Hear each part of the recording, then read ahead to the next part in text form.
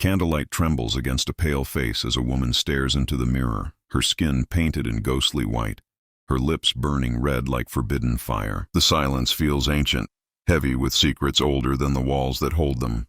Each brushstroke she makes is not just makeup, it's armor, ritual, and surrender all at once. The scent of rice powder hangs in the air, mixed with the faint bitterness of safflower red, a color once made from petals and pain. To the world she is beauty, elegance, mystery. But beneath the mask lies something the world was never meant to see.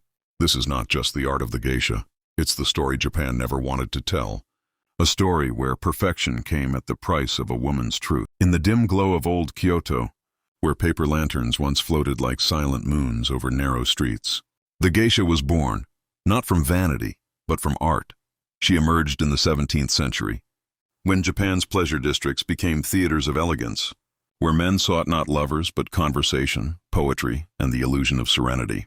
The first geishas were men, entertainers who played music and told stories, until women began to master the craft and transformed it into something more refined, more powerful. Wrapped in silk and secrecy, these women learned to speak with gestures, to dance without words, and to turn beauty into discipline. They became living art, trained in music, tea ceremonies, poetry, and the subtle language of grace. In a world ruled by restraint, the geisha was a quiet rebellion, a woman who could captivate with her silence and control with her smile. Her face became a symbol of perfection, but her existence was an act of survival in a culture that expected her to be both visible and untouchable, both real and illusion. The white face of the geisha was not born from vanity, but from the flicker of candlelight in dim tea-houses, where natural skin faded into shadow and only white could glow like moonlight. In the Edo period, rice powder, oshiroi, became the canvas of perfection, transforming ordinary skin into something divine, untouched, and eternal. It was purity painted by hand, a silent ritual repeated through generations until it became identity itself. The whiteness erased flaws, but it also erased the woman beneath, blurring her humanity into an icon. Each layer of powder separated her from herself, turning her face into a mask that belonged not to her, but to the art she served. In that pale glow, she became untouchable, distant, and eternal, a living ghost of beauty, performing in a world where emotion was forbidden and perfection was the only truth she was allowed to wear. The red lips of the geisha were the only color that dared to speak through the silence of her white mask, a mark of both power and restraint painted with pigments born from crushed safflower petals and, in darker times, from mercury and pain. To wear red was to hold attention, to command the room without words, to let desire and discipline coexist on the same mouth. For young Maiko, only a hint of red touched their lips, a half-painted symbol of innocence yet to be earned. But for the seasoned geisha, the full bloom of crimson meant mastery, control, and the silent confidence of a woman who had become art itself. Every stroke of red carried the weight of transformation. It was not seduction, but survival, a ritual act that turned vulnerability into strength. Beneath that glowing scarlet, hidden in layers of poison and poise, lived the truth of beauty's paradox, that the same lips that smiled with grace were stained with the quiet suffering of perfection. Before she could become a geisha, she first had to disappear. Each morning began like a ceremony of transformation, where the woman shed her identity layer by layer until only art remained. She sat before a mirror, silent, her reflection fading under the soft dust of white powder that covered her skin like snow. The brushes moved slowly, rhythmically, tracing history across her face, while her hair was pulled tight and adorned with ornaments that spoke of rank and discipline. Every movement was deliberate, every gesture part of a centuries-old language of beauty that demanded precision and patience. As the kimono wrapped around her body, heavy with silk and meaning, she became weightless inside, a vessel of grace, a living illusion.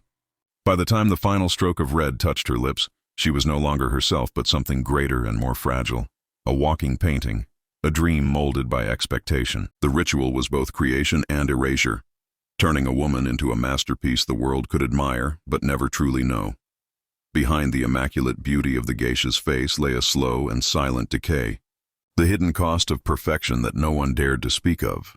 The powders that made her skin glow like porcelain were laced with lead and mercury, poisons that seeped into her body with every performance, stealing her health in exchange for admiration. The weight of the silk, the pressure of the hairstyles, the endless hours of stillness, All became chains disguised as elegance. The red that stained her lips so vividly was born from safflower and sometimes blood, a symbol of life painted by hands that were slowly losing theirs to exhaustion. To the world she seemed flawless, divine, untouchable. Yet beneath the beauty was a woman slowly fading, her breath heavy with the toxins of her own art. Every night she washed away the paint, but not the damage. The white mask left marks no mirror could show. In her pursuit of beauty, she became both creator and sacrifice, glowing brightly for a world that never saw how much it hurt to shine. Beyond Japan's paper lanterns and quiet tea houses, the world saw the geisha through a distorted lens, mistaking grace for seduction and art for desire. When travelers and filmmakers from the West first glimpsed her painted face and elaborate kimono, they misunderstood her silence as submission, her mystery as temptation. Hollywood turned her into an exotic fantasy, stripping away centuries of discipline, language, and culture, until only the illusion of pleasure remained. But the true geisha was never a courtesan. She was a guardian of elegance, trained to master music, poetry, and conversation, a living embodiment of refined art. Every gesture she made carried meaning. Every look was a performance of control.